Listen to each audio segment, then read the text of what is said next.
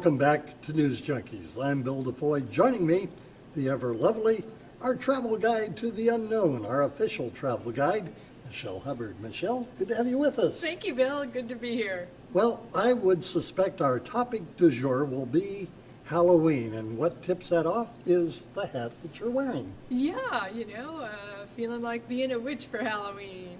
Well, let's talk a little bit about the celebration that's coming up here in not all that, far off in the future. We're in the middle part of October as we're doing this videotaping. So what are your thoughts about Halloween? Gosh, for me, I feel a lot of memories from childhood. That's what it brings up for me being, we had a cat and we named him Spooky because he thought Halloween was his birthday and he'd start purring and we said he was singing happy birthday, and my sister and I were usually dressed as gypsies, and we'd go trick-or-treating with our dad while Mom stayed home and passed out candy. Then a group of us neighborhood kids would gather at our house, go through our bags of candy, drink cider. It brings up some really nice feelings for me and memories. Well, I remember as a child, going out and doing the trick-or-treat thing, and I would go to my local neighborhood, but Mom and Dad never found out, but I actually would go across one of the main boulevards in town, and there was this whole other section Oh my goodness. just ripe for the pickings. And so my brother and sister, I had a younger brother and sister, and they'd have, their little bags of candy, and they were happy. And I'd come back with almost 3 times as much, and they were going, "How did you do that?"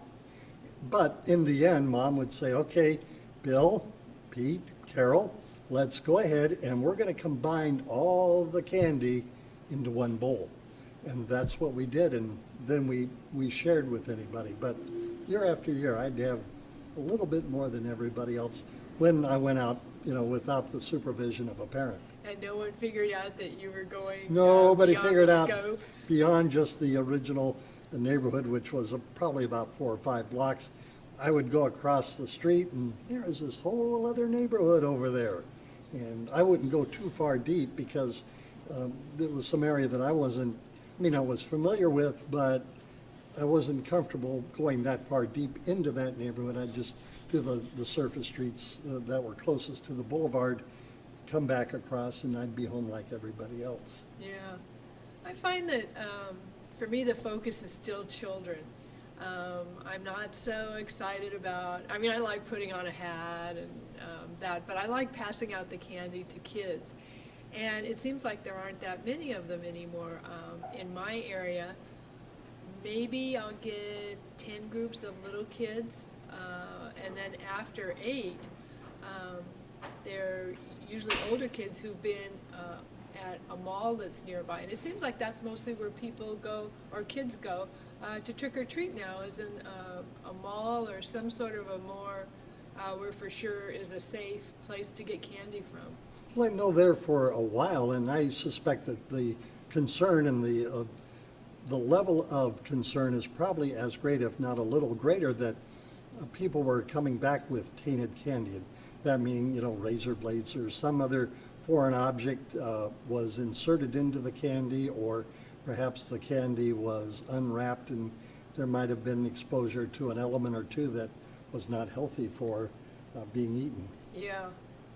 I'm thinking too of how costumes have changed.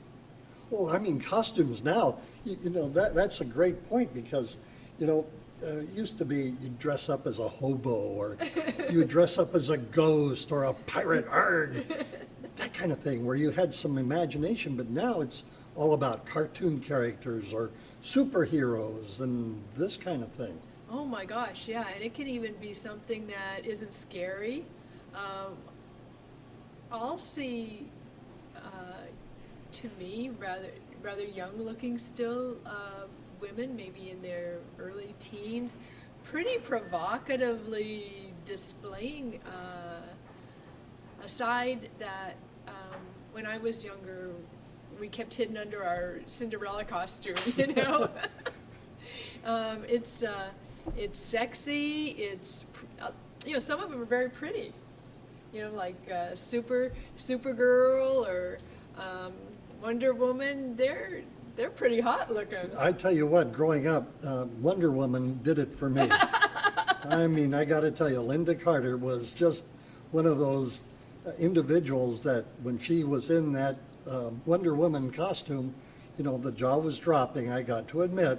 And, but, and I think of these costumes, and I got to get into this area where the costume might bring out the child or maybe even a different side of a personality. Right. Yeah, I totally agree. One year, I had always wanted to do this, and somehow everything just fell into place, and I had all of the pieces to be a French maid. And I felt attractive. This was, like maybe in my late 20s. Just a couple of years ago, by the way. Oh boy. I'm sorry about your eyesight. That's why we're glad. Anyway, go ahead.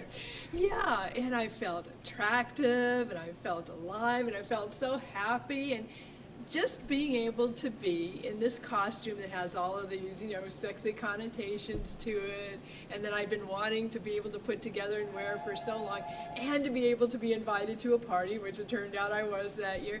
It was one of these magic moments in my life of feeling like, yeah, things can go right, things can happen fun. So in a way, you were Cinderella at the ball. Exactly, only I was dressed as a French maid. As a French maid. Ooh la la. I have visions, but that's another story. In bringing out this child within us, that can actually be a pretty good thing. Oh, yeah. We get to be, well, you had the armchair quarterback observation, but yeah, getting out of our own way, exploring different parts of ourselves.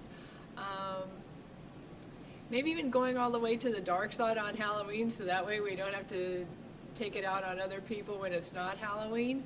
I think it's a good thing. I think it's good to give this part of us that wants to come out and play a costume and have full force with it. It really kind of gives us a license to do just that, come out and play. Yeah. Isn't that refreshing? Isn't that refreshing? Yeah, I think that's why Halloween is still so much fun for a lot of adults. And for example, in the gay community and where maybe people who would like to dress as women can come out in public and be dressed as a woman. Or, yeah, it's nice to have a day where we can own this part of ourselves that we sometimes hide.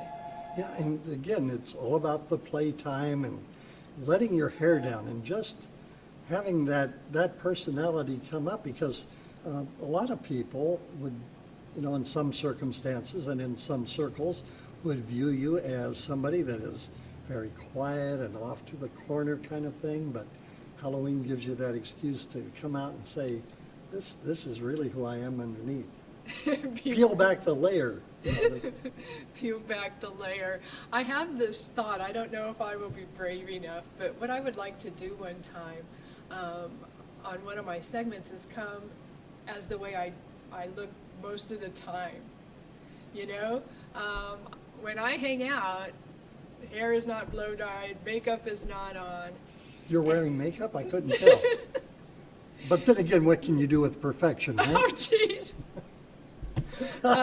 Where's the shovel? I think it's behind me. But there's, this part of me that thinks to be presentable, to be, almost to deserve to be in the company of others, to have what I want to say be taken seriously, I need to have a certain look. And that's an awful lot like a costume. Yes.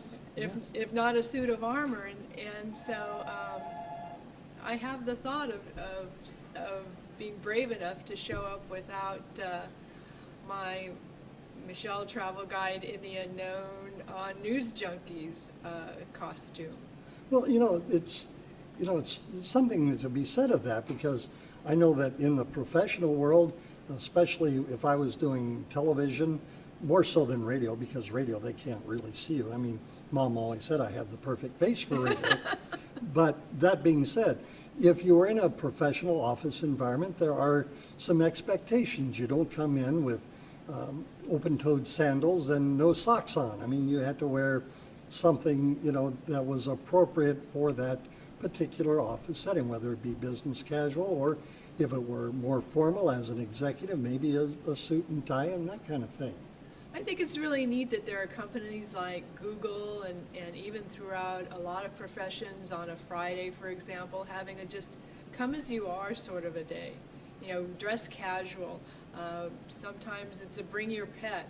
In other words, it's to integrate who we are at work with who we are outside of work and be in a more whole and complete and owning all of us sort of a place when we're at this job creating or supposed to be creating. Well, I know a lot of offices have gone to, casual Fridays. You can come in blue jeans and that kind of thing. I've worked for companies that said, nope, no blue jeans whatsoever. And they meant it. If you came up in blue jeans, you went home and no pay. I lived in Hawaii for a number of years, and talk about a different dress code. Unless they're in court, even attorneys would wear a aloha shirt, khaki slacks, and usually maybe a loafer and socks. But it wouldn't have been out of the realm to even see an attorney go into the office in aloha shirt, shorts, and flip-flops. And that's Hawaii. That's an appropriate dress code there. Yeah, as opposed to, say, California and Los Angeles, or, even here in Ventura County, a lot of attorneys will come to work, or at least in court, come with a suit and tie. Well, and in New York, California is like how Hawaii is to California. We're the sloppy ones, because boy, in New York, you really dress there. I mean, you probably have the power suits, 5 days a week. Yeah, or 7, Depending, yes. Yeah. So there is something to be said for Halloween, letting our hair down and play. Play is so important. I like to incorporate that in my coaching as well, like we did with some of the exercises that we did together. We take ourselves awfully seriously. That's very true. Well, listen, I want to have an opportunity right now for you to give out your information. Okay. Because not only are you going to help them, help people with helping them in their journey into the unknown, but people may have difficulty seeing that inner child that needs to come out now and then. Yeah, let's play and use the definition of love, being willing to be in the same space as all that you are. We can put on some costumes, play with some finger puppets. We can do all sorts of things. Wonderful. Michelle Hubbard is our guide to the unknown. So Michelle, please give out your information. Okay, my email is michellehubbard and the number 4, the letter U, @gmail.com, and my website is michelleforyou.com. Michelle Hubbard, our guide to the unknown. Michelle, thank you as always. You're welcome, and happy Halloween, everyone. And indeed, happy Halloween. I'm Bill DeFoi. We'll see you next time right here on News Junkies, a production of the Heritage Media Group.